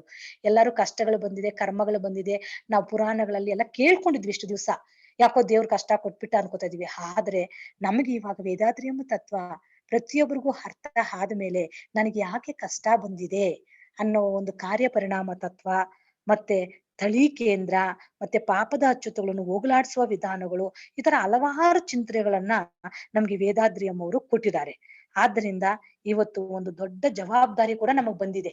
ಏನು ಅಂತಂದ್ರೆ, ನಾವ್ ಯಾವತ್ತೂ ಇನ್ನ ಯಾವುದಕ್ಕೂ ಬ್ಲೇಮ್ ಮಾಡ್ದಿರಾ ಬಂದಿರುವುದನ್ನ ಸಹನೆಯಿಂದ ನಾವೇ ಅದನ್ನ ಹೋಗಲಾಡಿಸಿಕೊಂಡು ಬೇರೆಯವರಿಗೂ ನೋವನ್ನು ಉಂಟು ಮಾಡದೆ, ನಾವು ಆ ಕೈಯಲ್ಲಿ ಆಗಿರುವ ತರ ಸಹಾಯ ಮಾಡಿ, ಯಾವುದೇ ನಿರೀಕ್ಷೆ ಇಲ್ಲದೆ ನಾವು ಸೇವೆ ಮಾಡಿದರೆ ಮನುಷ್ಯ, ನಾವು ಯಾರಿಗೂ ತೊಂದರೆಯನ್ನುಂಟು ಮಾಡಿದರೆ ಇದ್ದರೆ ನಾವು ಖಂಡಿತ ಜೀವನದಲ್ಲಿ ದರ್ಶನ ಮಾಡ್ಕೋಬಹುದು ಅನ್ನೋದು ಪ್ರತಿಯೊಬ್ಬರಿಗೂ ನಾವೂನು ಅರ್ಥ ಮಾಡಿಸ್ಬೇಕು. ಅವರೂನು ಅರ್ಥ ಮಾಡ್ಕೊಂಡು ಬರೋ ತರ ನಮ್ಗೆ ವೇದಾದ್ರಿಯಮ್ಮವರು ಕೊಟ್ಟಿದ್ದಾರೆ. ಆದ್ದರಿಂದ ನಾವು ಕಷ್ಟ ಅಲ್ಲ, ದೈವಾನುಭವ ಕಷ್ಟ ಅಲ್ಲ ಅನ್ನೋದಿಕ್ಕೆ ಒಬ್ಬರಿಗೆ ಒಂದು ನಿಜವಾಗ್ಲೂ ಮಹರ್ಷಿಯವರು ಎಷ್ಟು ಚೆನ್ನಾಗಿ ಬರಿದ್ದಾರೆ. ಅದಕ್ಕೆ ಕರೆಕ್ಟ್ ಆಗಿ ಒಂದು ಕಥೆಯನ್ನ ನಾವು ಕೇಳೋಣ. ಮಹರ್ಷಿಯವರು ಎಷ್ಟು ಯೋಚನೆ ಮಾಡಿ ಈ ತರ ಎಲ್ಲಾರು ನಾವು ಯೋಚನೆ ಮಾಡ್ತಿದ್ವಿ. ಅವ್ರು ತುಂಬಾ ಈಸಿ ಅಂತ ಬರೀತಾರೆ. ತುಂಬಾ ತಪ್ಪು ಇದು. ನಾವು ನಿಜವಾಗ್ಲೂನು ಕೂಡ ದೈವಾನುಭವ ಕಠಿಣ ಅಂತ ನಾವು ಎಷ್ಟೊಂದ್ ಸರಿ ಯೋಚನೆ ಮಾಡ್ತಿದ್ವಿ. ಆದ್ರೆ ಮಹರ್ಷಿಯವರು ಅಲ್ದಿರ ಹಲವಾರು ಜ್ಞಾನಿಗಳು ಹೇಳಿದ್ದಾರೆ ದೈವಾನುಭವ ತುಂಬಾ ಈಸಿ. ಹಾಗಾದ್ರೆ ಹೇಗೆ ಅದು ಸರಳ ಅಂದ್ರೆ, ಅಂಬಾಪಾಲೆ ಅಂತ ಹೇಳಿ ಒಂದು ವೇಶ್ಯೆ ಅವರು ಪ್ರತಿ ದಿವಸ ತನ್ನ ನೃತ್ಯಗಳನ್ನ ಊರಿನ ಕೊನೆಯಲ್ಲಿ ಒಂದು ಮನೆಯನ್ನ ಕಟ್ಟಿಕೊಂಡು ಅಲ್ಲಿ ವೇಶ್ಯಾವೃತ್ತಿಯನ್ನ ಆರಂಭಿಸಿ ಪ್ರತಿ ದಿವಸ ನರ್ತನೆ ಮಾಡಿ ಹಲವಾರು ಗಂಡಸರ ಹತ್ರ ಅವರ ಹೆಸರಲ್ಲಿರುವ ಆಸ್ತಿಯನ್ನೆಲ್ಲ ಬರ್ಸ್ಕೊಳ್ಳೋದು, ಪ್ರತಿ ದಿವಸ ವಿಶೇಷವಾದ ನರ್ತನಗಳನ್ನ ಮಾಡುವುದು, ಈ ರೀತಿ ಅವರು ಜೀವನವನ್ನ ಸಾಗಿಸುತ್ತಿರ್ತಾರೆ ಅಂಬಾಪಾಲಿ ಅನ್ನೋರು. ಆಗ ಒಬ್ಬರು ಗುರುಗಳು ಬುದ್ಧರು ಸತ್ಸಂಗ ಮಾಡಕ್ಕೆ ಆ ಊರಿಗೆ ಭೇಟಿ ನೀಡ್ತಾರೆ. 3 ದಿವಸಗಳ ಕಾಲ ಬುದ್ಧರ ಒಂದು ಸತ್ಸಂಗ ಕಾರ್ಯಕ್ರಮ ಇರುತ್ತೆ. ಸತ್ಸಂಗ ಕಾರ್ಯಕ್ರಮ ಇರುವಾಗ ಆಗ ಬುದ್ಧರು ಪ್ರತಿ ದಿವಸ ಪಾಠ ಮಾಡುವಾಗ ಒಂದೊಂದು ಊರಿನಿಂದ ಜನಗಳು ಬಂದು ಸೇರ್ತಾ ಇರ್ತಾರೆ. ಮೊದಲ ದಿವಸ ಒಂದು 100 ಜನ ಆದ್ರೆ, 2ನೇ ದಿವಸ ಆದ್ರೆ 2ರಷ್ಟು ಜನ ಸೇರ್ತಾರೆ ಆ ಸತ್ಸಂಗಕ್ಕೆ. ಆಗ ಇಲ್ಲಿ ಬುದ್ಧರ ಸತ್ಸಂಗ ಕೇಳಿ ಜನಗಳು ಊರಲ್ಲೆಲ್ಲಾ ಮಾತಾಡ್ತಿರ್ತಾರೆ. ಅಯ್ಯೋ, 2 ದಿವಸದಿಂದ ತುಂಬಾ ಚೆನ್ನಾಗಿತ್ತು ಸತ್ಸಂಗ. ಸೊ ನಮಗೆ ಹಲವಾರು ವಿಚಾರಗಳನ್ನ, ಒಳ್ಳೆಯ ವಿಚಾರಗಳನ್ನ ತಿಳಿದುಕೊಂಡ್ವಿ. ನಿಜವಾದ ದೇವರಂದ್ರೆ ಏನು, ಹೇಗೆ ಎಲ್ಲ ಕೆಲವೊಂದು ವಿಚಾರಗಳನ್ನ ತಿಳ್ಕೊಂಡ್ವಿ ಅಂತ ಮಾತಾಡ್ತಾ ಇರುವಾಗ ಈ ವಿಷಯ ಹೇಗೋ ಅಂಬಾಪಾಲಿಯವರ ಕಿವಿಗೆ ಬೀಳುತ್ತೆ. ಆವಾಗ ಅವರು ಕೂಡ, ನಾನು ಕೂಡ ಹೋಗಿ ಈ ಸತ್ಸಂಗಕ್ಕೆ ಇವತ್ತು ಅಟೆಂಡ್ ಮಾಡ್ಬೇಕು, ನಾನು ಹೋಗ್ಬೇಕು ಅಂತ ಹೇಳಿ ಅವರು ಕೂಡ ಅವತ್ತು ಒಂದು ಮ್ಯಾಟ್ ತಗೊಂಡು ಅವರು ಕೂಡ ತಗೊಂಡು ಒಂದು 8 ಗಂಟೆಗೆ ಹೋಗ್ತಾರೆ ಅವರು. ಆಕ್ಚುಲಿ 7 ಗಂಟೆಯಿಂದ 10 ಗಂಟೆವರೆಗೂ ಸಮಯ ಇರುತ್ತೆ. ಅವ್ರು ಬೇಗ ಹೋದ್ರೆ ಜನಗಳು ನನ್ನನ್ನು ನೋಡಿ ಊರಿನವರು ಏನ್ ಅಂದ್ಕೊಳ್ತಾರೋ ಅಂತ ಕತ್ಲಲ್ಲಿ ಯಾರಿಗೂ ಗೊತ್ತಿಲ್ದಿರಾ ಒಂದು ತಗೊಂಡು ಅಲ್ಲಿಗೆ ಹೋಗಿ ಒಂದು ಸ್ವಲ್ಪ ಸಮಯ ತಡವಾಗಿ ಹೋಗಿ ಅಲ್ಲಿ ಕುತ್ಕೊಳ್ತಾರೆ. ಕುತ್ಕೊಂಡ ತಕ್ಷಣನೇ ಎಷ್ಟೋ ಜನ ಅವರನ್ನು ನೋಡ್ತಾರೆ. ಅವರನ್ನು ನೋಡಿ ಅಯ್ಯೋ ಇವ್ರು ಯಾಕೆ ಬಂದ್ರು ಇಲ್ಲಿಗೆ? ಹೆಂಗಸರು ಮೊದಲೇ ತುಂಬಾ ಈ ತರ ವಿಚಾರಗಳಲ್ಲಿ ತುಂಬಾ ಫಾಸ್ಟ್ ಆಗಿರೋದ್ರಿಂದ ಯಾಕೆ ಇವ್ರು ಬಂದ್ರು? ನಮ್ಗೆಲ್ಲ ಡಿಸ್ಟರ್ಬ್. ಇವ್ರಿಗೆ ಯಾಕೆ ಸತ್ಸಂಗದ ಅವಶ್ಯಕತೆ ಇದೆ? ಇವ್ರು ಯಾಕೆ ಇಲ್ಲಿಗೆ ಬಂದ್ರು ಅಂತ ತುಂಬಾ ನೋವು ಮಾಡ್ಕೊಂಡ್ಬಿಡ್ತಾರೆ ಇವ್ರನ್ನ ನೋಡಿ. ಅಂಬಾಪಾಲಿ ಏನೂ ಮಾಡಲ್ಲ. ಬುದ್ಧರು ಏನ್ ಹೇಳ್ತಾರೆ ಅದನ್ನ ಗ್ರಹಿಸ್ತಾರೆ ಅವ್ರು. ಬುದ್ಧರು ಏನು ಹೇಳಲ್ಲ. ನೋಡಿ, ಯಾರಿಗಾದ್ರೂ ಜೀವನದ ದರ್ಶನ ಆಗ್ಬೇಕಂದ್ರೆ ಅಥವಾ ಮುಕ್ತಿ ಪಡ್ಕೋಬೇಕಂದ್ರೆ ಏನು ಮಾಡ್ಬೇಕಾಗಿಲ್ಲ. ತುಂಬಾ ಸುಲಭ, ತುಂಬಾ ಸರಳ. ಇವತ್ತು ಹೇಳ್ತೀನಿ, ಇವತ್ತು ಕೊನೆಯ ದಿನ ಈ ಊರಿನಲ್ಲಿ ಸತ್ಸಂಗ. ಆದ್ದರಿಂದ ನೀವೆಲ್ಲರೂ ದೈವಾನುಭವ ಅಥವಾ ಜೀವನ ದರ್ಶನ ಮಾಡ್ಬೇಕು ಅಂತಂದ್ರೆ ಒಂದು ಸರಳವಾದ ವಿಷಯ ಹೇಳ್ತೀನಿ. ಯಾರು ದೈವವನ್ನ ಸೇರ್ಬೇಕು ಅನ್ಕೊಂಡಿದೀರಾ ಅವರಿಗೆ ಕಪ್ಪು ಬಿಳುಪು ಇಲ್ಲ, ಕಲ್ಲರ್ ಬೇಕಾಗಿಲ್ಲ, ಬಣ್ಣ ಬೇಕಾಗಿಲ್ಲ, ಎತ್ತರ ಗಿಡ್ಡ ಇಲ್ಲ, ಉದ್ದ ಮತ್ತೆ ಕುಳ್ಳಿಗೆ ಅನ್ನುವುದು ಬೇಕಾಗಿಲ್ಲ. ಮತ್ತೆ ಬಡವ ಶ್ರೀಮಂತ ಇಲ್ಲ, ಯಾರು ದುಡ್ಡಿರೋರು ದುಡ್ಡಿಲ್ದಿರೋರು ಇಲ್ಲ, ಹೆಣ್ಣು ಗಂಡು ಅನ್ನೋದು ಇಲ್ಲವೇ ಇಲ್ಲ, ಜಾತಿ ಇಲ್ಲ, ಯಾವುದೂ ಇಲ್ಲ. ನಿಮಗೆ ದೇವರ ದರ್ಶನ ಅಥವಾ ನಿಮ್ಮ ಜೀವನ ಸಾಕ್ಷಾತ್ಕಾರ ಆಗ್ಬೇಕಂದ್ರೆ ನೀವೇನು ಮಾಡಬೇಕಾಗಿಲ್ಲ. ನೀವು ಇಲ್ಲಿವರೆಗೂ ಇವತ್ತು ಇಲ್ಲಿಗೆ ಬರೋವರೆಗೂ ಏನೇನ್ ತಪ್ಪು ಕೆಲಸಗಳು ಮಾಡಿದ್ರೂ ಕೂಡ, ಏನೇ ಕೆಟ್ಟ ಕೆಲಸ ಮಾಡಿದ್ರೂ ಕೂಡ ಅದರ ಬಗ್ಗೆ ನಿಮಗೆ ಯೋಚನೆ ಇಲ್ಲ. ನೀವು ಏನು ಮಾಡಬೇಕಾಗಿಲ್ಲ.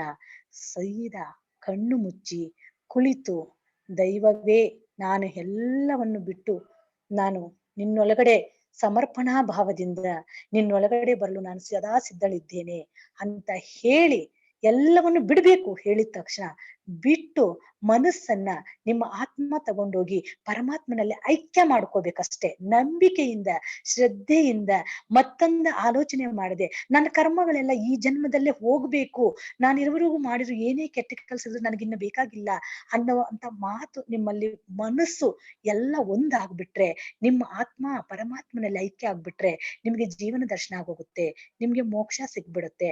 ಇದೇ ಜೀವನ ದರ್ಶನ, ಇದೇ ಮೋಕ್ಷ ಅಂತ ಹೇಳ್ಬಿಡ್ತಾರೆ. ಇದು ಯಾರಿಗೂ ಅರ್ಥ ಆಗ್ಲಿಲ್ಲ. ಅವರು ಹೇಳಿದ್ದ ಪಾಠ ಇವರಿಗೆ ಅರ್ಥ ಆಯ್ತು. ಏನು ಅರ್ಥ ಆಯ್ತು ಅಂದ್ರೆ, ಓ ನಾನು ಏನೇ ತಪ್ಪು ಪಾಪ ಕರ್ಮಗಳು ಮಾಡಿದ್ದರೂ ಕೂಡ ನಾನು ದೈವವನ್ನ ಸೇರಿಬಿಟ್ರೆ ನನಗೆ ಮೋಕ್ಷ ಸಿಗ್ಬಿಡುತ್ತೆ. ಅಲ್ಲಿ ಬರೀ ಆನಂದಾನೇ ಇರೋದು, ಬರೀ ಸಂತೋಷನೇ ಇರೋದು, ಬೇರೆ ಏನು ಇಲ್ಲ. ಯಾವಾಗ್ಲೂ ಆನಂದವಾಗಿರ್ಬೇಕಾದ್ರೆ ನೀವು ಪರಮಾತ್ಮನಲ್ಲಿ ಐಕ್ಯ ಆಗ್ಬೇಕು ಅಷ್ಟೇ ಅಂತ ಹೇಳ್ತಾರೆ. ಆ ಒಂದು 2 ವಾಕ್ಯ ತನಗೆ ಎಲ್ಲಿ ಅರಿವಾಯ್ತೋ, ಎಲ್ಲಿಗೆ ಹೋಯ್ತೋ ಗೊತ್ತಿಲ್ಲ, ಕಣ್ಣು ಮುಚ್ಚಿ ಕುತ್ಕೊಂಡ್ಬಿಡ್ತಾರೆ. ಎಲ್ಲಾರ್ಗು ಕಣ್ಣು ಮುಚ್ಚಿ ಒಂದ್ 10 ನಿಮಿಷ ಧ್ಯಾನ ಮಾಡ್ಕೊಳ್ಳಿ, ಎಲ್ಲಾರು ಮತ್ತೆ ಮನೆಗಳಿಗೆ ಹೋಗಿ ಅಂತ ಹೇಳ್ತಾರೆ. ಇವ್ರು ಅಂಬಾಪಾಲಿ ದೀರ್ಘವಾಗಿ ಧ್ಯಾನಕ್ಕೆ ಹೊರಟೋಗ್ಬಿಡ್ತಾರೆ. ಇವರಿಗೆ ಈ ಲೋಕವೇ ಜ್ಞಾನವಿಲ್ದಿರ ಆಯ್ತು. ಮೈ ಮರೆತರು, ಆರಾಮಾಗಿ ಆನಂದವಾಗಿ ಇದ್ದಾರೆ, ಕಣ್ಣು ಮುಚ್ಚಿ ಹೊರಟೋಗಿದ್ದಾರೆ. ಇಲ್ಲಿ ಎಲ್ಲಾ ಸತ್ಸಂಗ ಆಯ್ತು. ಅವರು ಬುದ್ಧರು ಹೇಳ್ತಾರೆ, ಇವಾಗ ಎಲ್ಲಾರು ಆಯ್ತು ಸತ್ಸಂಗ, ಇನ್ನೆಲ್ಲ ಹೊರಡ್ಬೇಕು ಅಂತ. ಈ ಹೆಣ್ಮಕ್ಳೆಲ್ಲಾ ಬೇಜಾರು ಮಾಡ್ಕೊಂಡು ಇವರೆಲ್ಲ ಧ್ಯಾನ ಅವರ ಅಂಬಾಪಾಲಿ ಮೇಲೆ ಮಾಡ್ತಿದ್ರು.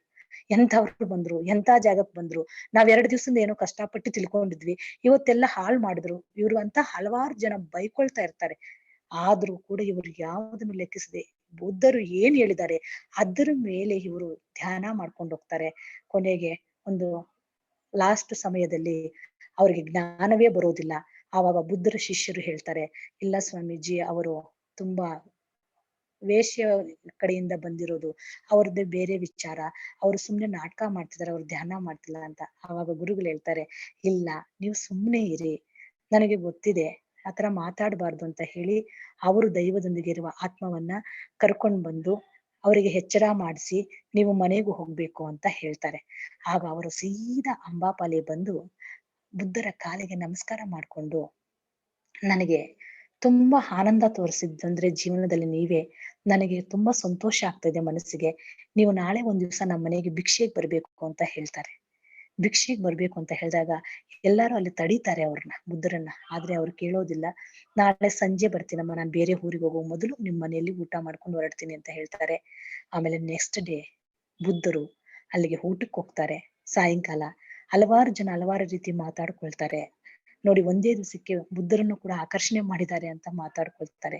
ಆವಾಗ್ಲೂ ಕೂಡ ಅಮ್ಮ ಪಾಲಿ ಏನು ಮಾತಾಡ್ದಿರಾ ಅವ್ರ ಹತ್ರ ಇದುವರೆಗೂ ಬರೆಸಿಕೊಂಡಿದ್ದ ಆಸ್ತಿಯ ಪತ್ರಗಳನ್ನೆಲ್ಲ, ಯಾರ್ಯಾರ ಹತ್ರ ಏನೇನು ತಗೊಂಡಿದ್ರು ಆ ಪತ್ರಗಳ ಆಸ್ತಿನೆಲ್ಲ ತೆಗೆದುಕೊಂಡೋಗಿ ಅವರ ಜೋಳಿಗೆಗೆ, ಇದೇ ನನ್ನ ಭಿಕ್ಷೆ ಸ್ವಾಮಿ, ನನಗೆ ನಿನ್ನೆಯಿಂದ ಧ್ಯಾನ ಬಿಟ್ರೆ ಏನು ಕಾಣಿಸ್ತಾ ಇಲ್ಲ, ಮನಸ್ಸಿನ ತುಂಬಾ ಸಂತೋಷವಾಗಿದೆ, ಆದ್ರಿಂದ ನನಗೆ ನಿಮ್ಮ ಜೊತೆಯಲ್ಲಿ ಇರಲು ಸಹಾಯ ಮಾಡಬೇಕು, ನಾನು ಕೊಟ್ಟಿರುವ ಈ ಆಸ್ತಿಯನ್ನ ಒಂದು ಆಶ್ರಮ ಮಾಡಬೇಕು ಅಂತ ಹೇಳಿ, ಇದೇ ನನಗೆ ಕೊಡ್ಬೇಕಾಗಿರೋ ಒಂದು ಅವಕಾಶ ಅಂತ ಹೇಳಿ ಅವರ ಜೊತೆಯಲ್ಲೇ ಪ್ರಯಾಣ ಹೊರಟು ಬಿಡ್ತಾರೆ.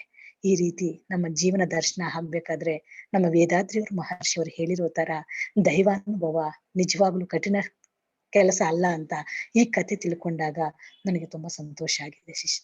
ಆದ್ರಿಂದ ನಮ್ಮ ಜೀವನ ದರ್ಶನ ಅಥವಾ ನಮ್ಮ ಜೀವನ ಮುಕ್ತಿ ಅಥವಾ ಮಾಡ್ಕೋಬೇಕಾದ್ರೆ ನಮ್ಮ ಮಹರ್ಷಿಗಳು ಖಂಡಿತ ನಮ್ಮ ಎಂತಹ ಧ್ಯಾನಗಳನ್ನೆಲ್ಲ ಕೊಟ್ಟು ಬಿಟ್ಟಿದ್ದಾರೆ, ಎಂತ ಅವಕಾಶಗಳನ್ನ ಕೊಟ್ಟಿದ್ದಾರೆ.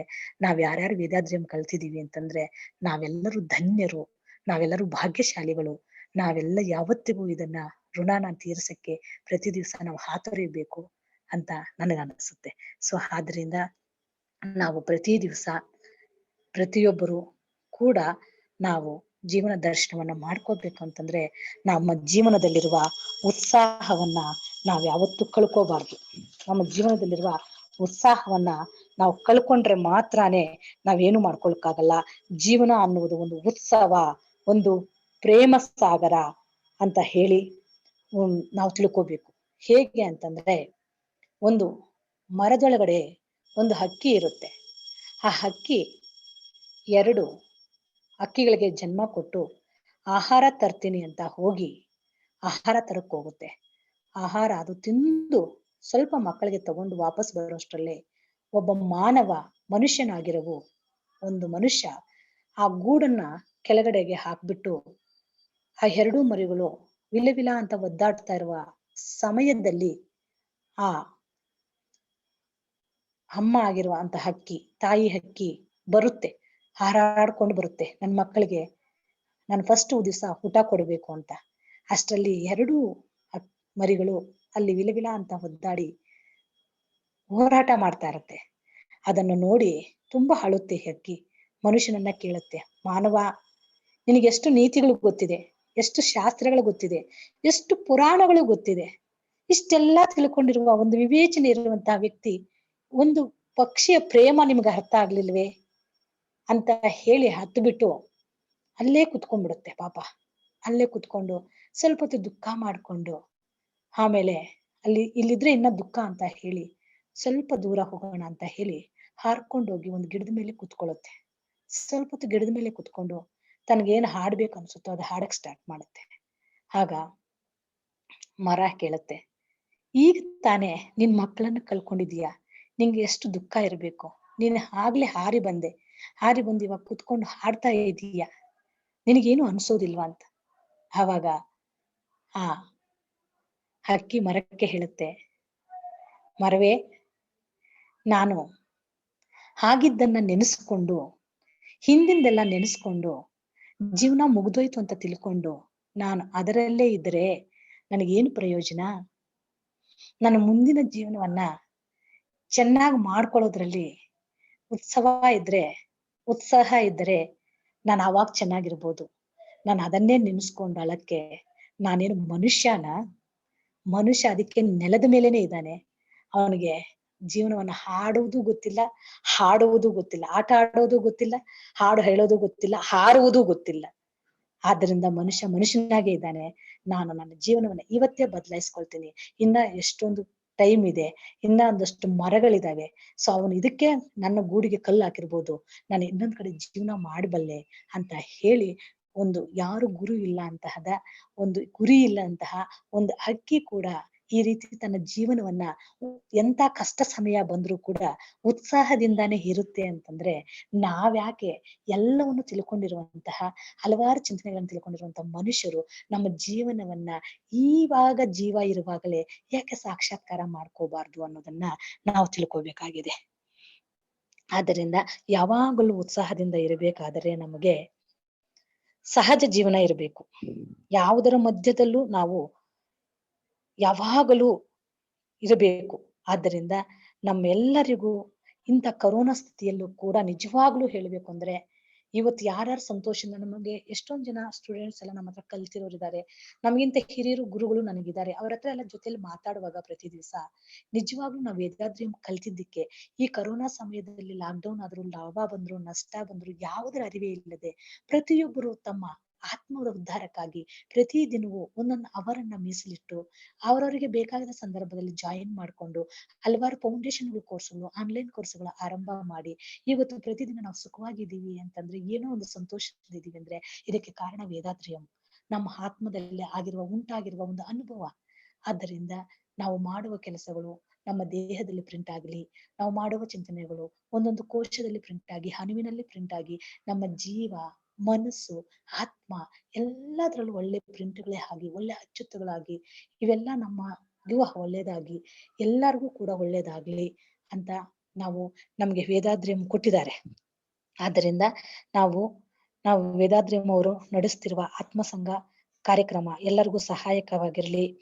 ಇದೇ ತರ ನಮ್ಗೆ ಜೀವನ ದರ್ಶನ ಆಗಬೇಕಾದ್ರೆ ಪ್ರತಿ ದಿನವೂ ನಾವು ಏನೇ ಮಿಸ್ಟೇಕ್ ಆದ್ರೂ ನಾವು ಅಲಂಕಾರ ಮಾಡ್ಕೊಳ್ತೀವಿ. ಯಾವ್ದಾದ್ರು ಒಂದು ಫಂಕ್ಷನ್ಗೆ ಹೋಗ್ಬೇಕಾದ್ರೆ ನಾವು ಒಂದು ಕನ್ನಡಿನ ನೋಡ್ಕೋತೀವಿ.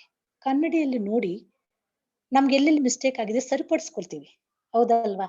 ಇದನ್ನ ನಾವು ದರ್ಪಣದಲ್ಲಿ ನೋಡಿ ದರ್ಶನ ಮಾಡ್ಕೊಂಡು ತಿದ್ದುಕೊಳ್ತೀವಿ, ನೀಟಾಗಿ ರೆಡಿ ಮಾಡ್ಕೋತೀವಿ. ಇದೇ ತರ ನಮ್ಮ ಆತ್ಮವೆಂಬ ದರ್ಶನ, ಆತ್ಮವೆಂಬ ಕನ್ನಡಿಯಲ್ಲಿ ನಾವು ಪ್ರತಿ ದಿವಸ ಆತ್ಮ ಸಂಗಮದಲ್ಲಿ ಕೇಳಿಸ್ಕೊಂಡು, ಆತ್ಮ ಶೋಧನೆ ಮಾಡಿಸ್ಕೊಂಡು, ಧ್ಯಾನಗಳನ್ನ ಕಲಿಸ್ಕೊಂಡು ನಾವ್ ಇದೆಲ್ಲ ಮಾಡುವಾಗ ನಿಜವಾಗಲೂ ಕನ್ನಡಿ ಏನ್ ತೋರಿಸುತ್ತೋ ಅದೇ ರೀತಿ ನಮ್ಮ ಜೀವನ ತುಂಬಾ ಪಾರದರ್ಶಕವಾಗಿರ್ಲಿ, ಎಲ್ಲೆಲ್ಲೂ ಕೂಡ ಇರುವ ಆ ಕಳಂಕಗಳೆಲ್ಲ ಪ್ರತಿಯೊಬ್ಬರಲ್ಲೂ ಹೋಗ್ಲಿ ಅಂತ ಹೇಳಿ, ಮತ್ತೆ ಈ ಪ್ರಾಣ, ಈ ಮನಸ್ಸು, ನಮ್ಮ ದೇಹ ಎಲ್ಲವೂ ಕೂಡ ಎಷ್ಟೇ ಕಷ್ಟಗಳು ಬಂದ್ರು ಕೂಡ ದೈವದ ಪ್ರೀತಿಯಲ್ಲಿ ದರ್ಶನ ಪಾಡಿ ನಾವೆಲ್ಲರೂ ಮುಕ್ತಿ ಪಡ್ಕೊಳ್ಳಕ್ಕೆ ನಾವು ಪ್ರತಿಯೊಬ್ಬರು ಇದನ್ನ ಸಹಾಯಕವಾಗಿಟ್ಕೊಂಡು, ಒಂದು ಮಾರ್ಗವಾಗಿಟ್ಕೊಂಡು ನಾವೆಲ್ಲರೂ ಒಂದು ಒಳ್ಳೆಯ ಸಮಾಜವನ್ನ ನಿರ್ಮಾಣ ಮಾಡಿ ಒಳ್ಳೆಯ ಮಕ್ಕಳು ಭವಿಷ್ಯ ಮಾಡಲು ಒಳ್ಳೆಯ ಸಂಸ್ಕಾರವನ್ನ ನೀಡಕ್ಕೆ, ಯಾರ್ಯಾರ ಮನೆಯಲ್ಲಿ ಮೊಮ್ಮಕ್ಳಿದ್ದಾರೆ, ಯಾರ್ಯಾರ ಮನೆಯಲ್ಲಿ ಮಕ್ಕಳಿದ್ದಾರೆ ಇವರಿಗೆಲ್ಲ ಹಾರೈಕೆಗಳನ್ನ ಕಳಿಸುತ್ತಾ ನಾವೆಲ್ಲರೂ ನಾನು ಯಾರು ಅನ್ನೋದನ್ನ ಅರ್ಥ ಮಾಡಿಕೊಂಡು, ನಾನು ಅನ್ನೋದನ್ನ ಬಿಟ್ಟು ನಾವು ಇದು ಎಲ್ಲವೂ ಭಗವಂತನ ಇಚ್ಛೆ, ಭಗವಂತನ ಕೊಡುಗೆ. ಯಾರ್ದು ಈ ಮನೆ ಅಂದ್ರೆ ಇದು ಭಗವಂತನದು ಅಂತ ಹೇಳಿಕೊಂಡು ಯಾವುದೇ ಒಂದು ವಸ್ತುನ ನೋಡಿದಾಗ ಇದು ಭಗವಂತನದು, ಇದನ್ನ ನಾನು ಅನುಭವಿಸಕ್ಕೆ ಒಂದು ಗೆಸ್ಟ್ ಆಗಿ ಈ ಪ್ರಪಂಚಕ್ಕೆ ನಾನು ಬಂದಿದ್ದೀನಿ ಅಂತ ತಿಳ್ಕೊಂಡ್ರೆ ನಮ್ಮ ಜೀವನ ಸಾಕ್ಷಾತ್ಕಾರ ಆಗುತ್ತೆ. ಆದ್ದರಿಂದ ನಮ್ಗೆ ವೇದಾದ್ರಿ ಮಹರ್ಷಿಗಳು ಜೊತೆಗೆ ಹಲವಾರು ಮಹನೀಯರು ಎಲ್ಲಾರು ಕೂಡ ಹೇಳಿರುವ ದಾರಿ ಒಂದೇ. ಯಾವತ್ತು ನಮ್ಮ ಆತ್ಮ ತಗೊಂಡೋಗಿ ಪರಮಾತ್ಮನಲ್ಲಿ ಐಕ್ಯ ಮಾಡಿಕೊಂಡ್ರೆ ಮಾತ್ರ ನಮಗೆ ಬ್ರಹ್ಮಜ್ಞಾನ, ಆವತ್ತೇ ನಮಗೆ ಸಾಕ್ಷಾತ್ಕಾರ, ಆವತ್ತೇ ಜೀವನ ದರ್ಶನ.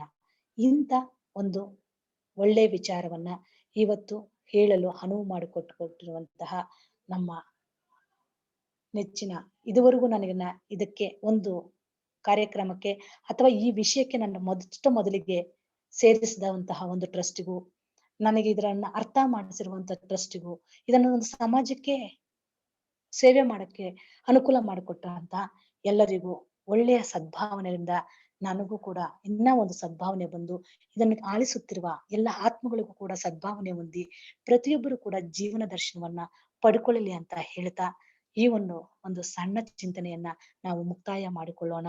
ಬಾಳ್ಗೆ ಸಮೃದ್ಧಿಯೊಂದಿಗೆ. Thank you. ಬಾಳ್ಗೆ ಸಮೃದ್ಧಿಯೊಂದಿಗೆ madam. Thank you very much madam. ಜೀವನ ದರ್ಶನ ಎಂಬ ಆಧ್ಯಾತ್ಮಿಕ ಚಿಂತನೆಯನ್ನು ಬಹಳ ವಿಷಯಗಳೊಂದಿಗೆ ಇವತ್ತು ನಡ್ಸ್ಕೊಟ್ರಿ madam. Thank you very much. ಬಾಳ್ಗೆ ಸಮೃದ್ಧಿಯೊಂದಿಗೆ ಮೇಡಮ್. ಬಾಳ್ಗೆ ಸಮೃದ್ಧಿಯೊಂದಿಗೆ. ಸ್ನೇಹಿತರೆ, ಈಗ ಪ್ರಶ್ನೋತ್ತರ ಸಮಯ. ಯಾರಿಗಾದ್ರೂ ಇವತ್ತಿನ ವಿಷಯದ ಬಗ್ಗೆ ಪ್ರಶ್ನೆಗಳು ಕೇಳೋದಿದ್ರೆ ರೇಸ್ ಆನ್ ಬಟನ್ ಕ್ಲಿಕ್ ಮಾಡಿ ಪ್ರಶ್ನೆಗಳನ್ನ ಕೇಳಿ. ನೀವು ಪ್ರಶ್ನೆಗಳನ್ನ ಕೇಳಕ್ ಮುಂಚೆ ಒಂದು ಪ್ರಮುಖವಾದ ಸೂಚನೆ ಸ್ನೇಹಿತರೆ. ವಿಶ್ವ ಸಮುದಾಯ ಸೇವಾ ಸಂಘ ವಿಷನ್ ಫಾರ್ ವಿಸ್ಡಮ್ ಆಲಿಯಾರ್ ಆಯೋಜಿಸಿರುವ ಸ್ಕೈ ಯೋಗ ಆನ್ಲೈನ್ ಫೌಂಡೇಶನ್ ಕೋರ್ಸ್ ಈಗ ಕನ್ನಡ ಭಾಷೆಯಲ್ಲೂ ಆರಂಭವಾಗಿದೆ. ಈ ಕೊರೋನಾ ಎಂಬ ಸಾಂಕ್ರಾಮಿಕ ಕಾಲದಲ್ಲಿ ಮಾನಸಿಕವಾಗಿ ಬಹಳ ನೊಂದಿರುವವರಿಗೆ, ಆರೋಗ್ಯದ ಸಮಸ್ಯೆ ಇರುವವರಿಗೆ, ಧ್ಯಾನ ಕೇಂದ್ರಕ್ಕೆ ಬರಲು ಸಾಧ್ಯವಾಗದೇ ಇರುವವರಿಗೆ ತಮ್ಮ ಮನೋಶಕ್ತಿಯನ್ನು ಹಾಗೂ ರೋಗ ನಿರೋಧಕ ಶಕ್ತಿಯನ್ನು ಹೆಚ್ಚಿಸಿಕೊಳ್ಳಲು ಆನ್ಲೈನ್ ಫೌಂಡೇಶನ್ ಕೋರ್ಸ್ ಅನ್ನು ನಿಮ್ಮ ಮನೆಯಿಂದಲೇ ಕಲಿಯಲು ಇದು ಒಂದು ಅತ್ಯುತ್ತಮವಾದ ಅವಕಾಶ ಸ್ನೇಹಿತರೆ. ಅದಲ್ಲದೆ ಶಾಲಾ ಕಾಲೇಜು ತೆರೆಯದ ಇರುವ ಈ ಕಾಲದಲ್ಲಿ ಮಕ್ಕಳಿಗೆ ಸದ್ಗುಣಗಳನ್ನು ಬೆಳೆಸಿಕೊಳ್ಳಲು, ಆರೋಗ್ಯವನ್ನು ಕಾಪಾಡಿಕೊಳ್ಳಲು, ಪರೀಕ್ಷೆಗಳನ್ನು ಧೈರ್ಯವಾಗಿ ಎದುರಿಸಲು ಇದೊಂದು ಸದವಕಾಶ ಅಂತಾನೆ ಹೇಳ್ಬೋದು ಸ್ನೇಹಿತರೆ. ವಿಷನ್ ಫಾರ್ ವಿಸ್ಡಮ್ ರವರು ವಿದ್ಯಾರ್ಥಿಗಳಿಗಾಗಿ ಈ ಆನ್ಲೈನ್ ಪ್ರಾಥಮಿಕ ತರಗತಿಗಳನ್ನು ಕಡಿಮೆ ದರದಲ್ಲಿ ನೀಡುತ್ತಿದ್ದಾರೆ. ಇದಲ್ಲದೆ ಆರೋಗ್ಯವಾಗಿರುವವರು ಕೂಡ ತಮ್ಮ ಮನೋಶಕ್ತಿಯನ್ನು, ರೋಗ ನಿರೋಧಕ ಶಕ್ತಿಯನ್ನು ಹೆಚ್ಚಿಸಿಕೊಂಡು ಉತ್ತಮ ಆರೋಗ್ಯವನ್ನು ಪಡೆಯಲು ತಡ ಮಾಡದೆ ಸ್ನೇಹಿತರೆ, ನಿಮ್ಮ ಎಲ್ಲಾ ಸ್ನೇಹಿತರು, ಸಂಬಂಧಿಕರು ಮತ್ತು ನೆರೆಹೊರೆಯವರನ್ನು ಈ ಸ್ಕೈ ಯೋಗದ ಪ್ರಾಥಮಿಕ ತರಗತಿಗಳನ್ನು ಸೇರಲು, ಕಲಿಯಲು ಪ್ರೋತ್ಸಾಹಿಸಬೇಕಾಗಿ ವಿನಂತಿಸಿಕೊಳ್ಳುತ್ತೇವೆ.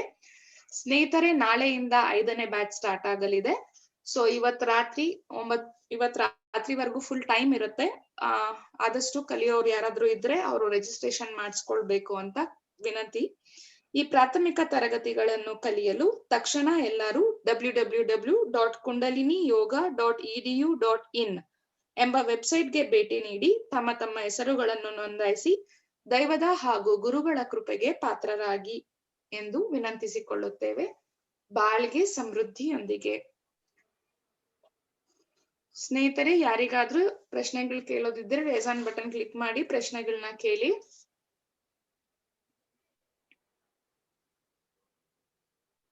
ಬಾಳ್ಗೆ ಸಮೃದ್ಧಿಯೊಂದಿಗೆ ಮೇಡಮ್, ಯಾರು ಹ್ಯಾಂಡ್ಸ್ ರೇಸ್ ಮಾಡಿಲ್ಲ, ಮುಗಿಸ್ಕೊಳ್ಳೋಣ ಮೇಡಮ್. Okay, thank you. ಬಾಳ್ಗೆ ಥ್ಯಾಂಕ್ ಯು ಮೇಡಮ್. ಬಾಳ್ಗೆ ಸಮೃದ್ಧಿಯೊಂದಿಗೆ. ಸ್ನೇಹಿತರೆ, ಈ ದಿನದ ಆಧ್ಯಾತ್ಮಿಕ ಚಿಂತನೆಯನ್ನು ನಡೆಸಿಕೊಟ್ಟ ಸ್ಕೈ ಪ್ರಾಧ್ಯಾಪಕರಿಗೆ ಧನ್ಯವಾದ ಹೇಳುವ ಸಮಯ.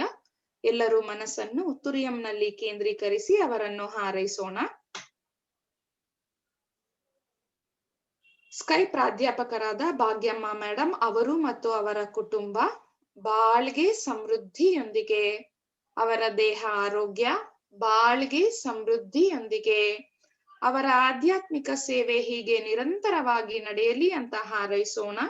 ಬಾಳ್ಗೆ ಸಮೃದ್ಧಿಯೊಂದಿಗೆ. ಸ್ನೇಹಿತರೆ, ನಾಳಿನ ಆತ್ಮಸಂಗಮ ಕಾರ್ಯಕ್ರಮಗಳ ವಿವರಗಳು ಹೀಗಿವೆ. ನಾಳೆ ಬೆಳಿಗ್ಗೆ 5:45ಕ್ಕೆ ತುರಿಯಾತೀತ ಧ್ಯಾನ, 6:20ಕ್ಕೆ ಕಾಯಕಲ್ಪ ಮತ್ತು ದೇಹಾಭ್ಯಾಸ. ನಾಳೆ ಮಧ್ಯಾಹ್ನ 2 ಗಂಟೆಗೆ ತಮಿಳಿನಲ್ಲಿ ಪಂಚೇಂದ್ರಿಯ ಧ್ಯಾನ, 2:30ಕ್ಕೆ the state of life before birth and after death ಎಂಬ ಚಿಂತನೆಯನ್ನು ನೀಡಲಿದ್ದಾರೆ ಸ್ಕೈ ಉಪ ಪ್ರಾಧ್ಯಾಪಕರಾದ ಮಹೇಶ್ವರಿ ಮೇಡಮ್ ರವರು. ಸ್ನೇಹಿತರೆ, ನಾಳೆ ಸಂಜೆ 4:15ಕ್ಕೆ ಕನ್ನಡದಲ್ಲಿ ಆತ್ಮಸಂಗಮ ಕಾರ್ಯಕ್ರಮ ಪಂಚೇಂದ್ರಿಯ ಧ್ಯಾನದೊಂದಿಗೆ ಆರಂಭವಾಗಲಿದೆ. 4:45ಕ್ಕೆ ವಿಶ್ವಶಾಂತಿಗಾಗಿ ಹಾರೈಕೆ, 4:55ಕ್ಕೆ ಕಗ್ಗದ ಅಂತರಾಳ ಕಗ್ಗ ರಸಧಾರೆ ಎಂಬ ಚಿಂತನೆಯನ್ನು ನೀಡಲಿದ್ದಾರೆ ಸ್ಕೈ ಪ್ರಾಧ್ಯಾಪಕರಾದ ಶ್ರೀನಿವಾಸಯ್ಯ ಸರ್ ಅವರು. ಧನ್ಯವಾದಗಳು ಸ್ನೇಹಿತರೆ. ಬಾಳ್ಗೆ ಭೂಮಂಡಲ, ಬಾಳ್ಗೆ ಭೂಮಂಡಲ, ಬಾಳ್ಗೆ ಸಮೃದ್ಧಿಯೊಂದಿಗೆ. ಈ ದಿನದ ಆತ್ಮಸಂಗಮ ಕಾರ್ಯಕ್ರಮದಲ್ಲಿ ಭಾಗವಹಿಸಿರುವ ಎಲ್ಲ ಆತ್ಮ ಬಂಧುಗಳನ್ನು ವಿಶ್ವ ಸಮುದಾಯ ಸೇವಾ ಸಂಘ ಕರ್ನಾಟಕ ವಲಯದ ಪರವಾಗಿ ವಂದಿಸುತ್ತೇನೆ. ಈ ಕಾರ್ಯಕ್ರಮ ನಡೆಯಲು ಸಹಕಾರ ನೀಡಿರುವ ವಿಶ್ವ ಸಮುದಾಯ ಸೇವಾ ಸಂಘ ಕರ್ನಾಟಕ ವಲಯದ ಎಲ್ಲಾ ಸ್ಕೈ ಸಂಸ್ಥೆಯ ಅಧ್ಯಕ್ಷರಿಗೂ, ಪದಾಧಿಕಾರಿಗಳಿಗೂ ಹಾಗೂ ಸದಸ್ಯರಿಗೂ ನಿಮ್ಮೆಲ್ಲರ ಪರವಾಗಿ ಹೃತ್ಪೂರ್ವಕವಾದ ಧನ್ಯವಾದಗಳನ್ನು ಸಲ್ಲಿಸುತ್ತೇನೆ. ಕರ್ನಾಟಕ ರಾಜ್ಯದಲ್ಲಿ ಇರುವ ಎಲ್ಲಾ ಕೇಂದ್ರಗಳಲ್ಲಿ ಸೇವೆ ಸಲ್ಲಿಸ್ತಾ ಇರೋ ಎಲ್ಲಾ ಮಾಸ್ಟರ್ಸ್ ಹಾಗೂ ಪ್ರೊಫೆಸರ್ಸ್ ಗಳಿಗೂ ಧನ್ಯವಾದಗಳು. ಈ ಆತ್ಮಸಂಗಮ ಕಾರ್ಯಕ್ರಮ ಯಶಸ್ವಿ ಪೂರ್ಣವಾಗಿ ನಡೆಯಲು ಪ್ರಮುಖ ಪಾತ್ರ ವಹಿಸಿರುವವರು ವಿಶ್ವ ಸಮುದಾಯ ಸೇವಾ ಸಂಘ ಕರ್ನಾಟಕ ವಲಯದ ಅಧ್ಯಕ್ಷರು ಹಾಗೂ ಸ್ಮಾರ್ಟ್ ಶಾಖೆಯ ಉಪಾಧ್ಯಕ್ಷರ ಮಾರ್ಗದರ್ಶನಕ್ಕಾಗಿ ನಿಮ್ಮೆಲ್ಲರ ಪರವಾಗಿ ತುಂಬು ಹೃದಯದ ಕೃತಜ್ಞತೆಗಳನ್ನು ಸಲ್ಲಿಸುತ್ತೇನೆ.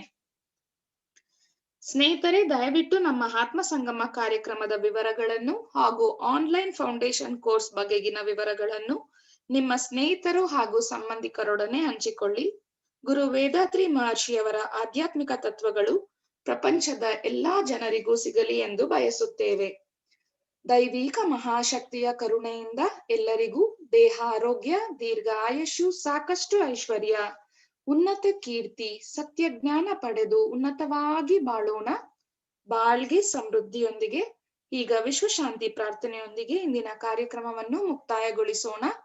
ಬಾಳ್ಗೆ ಭೂಮಂಡಲ, ಬಾಳ್ಗೆ ಭೂಮಂಡಲ, ಬಾಳ್ಗೆ ಸಮೃದ್ಧಿಯೊಂದಿಗೆ. ವಿಶ್ವಕ್ಕೆಲ್ಲ ಸಕಾಲಿಕ ಮಳೆ ಸಾಕಷ್ಟು ಸುರಿಯಲಿ, ರೈತರೆಲ್ಲ ಧಾನ್ಯವನ್ನು ಹುಮ್ಮಸ್ಸಿನಿಂದ ಬೆಳೆಯಲಿ, ಹಲವು ಉದ್ಯೋಗಗಳ ಮಾಡುತ್ತಿರುವ ಕಾರ್ಮಿಕರು ಉನ್ನತಿಯಾಗಲಿ, ವಿವಿಧತೆಯಲ್ಲಿ ಏಕತೆ ಕಾಣುವ ಸಂಸ್ಕೃತಿಯನ್ನು ಉತ್ತಮವಾಗಿಸಲಿ, ಕಲಹಗಳು ಪೈಪೋಟಿ ಹಗೆತನ ಮೀರಿದ ಆಡಳಿತ ನಡೆಯಲಿ, ಅನಕ್ಷರತೆ ಸಾಲ ಬಡತನ ಕಳಂಕಗಳು ಮರೆಯಾಗಲಿ, ಸುಖ ಬಾಳನ್ನು ನೀಡುವ ಸತ್ಯ ಜ್ಞಾನ ಜ್ಯೋತಿ ಬೀರಲಿ,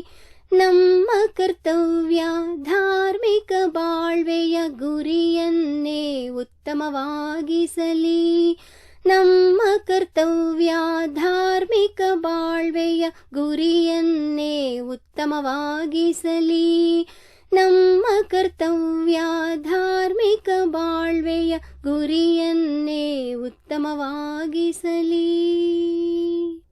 ಬಾಳ್ಗೆ ಭೂಮಂಡಲ, ಬಾಳ್ಗೆ ಭೂಮಂಡಲ, ಬಾಳ್ಗೆ ಸಮೃದ್ಧಿಯೊಂದಿಗೆ.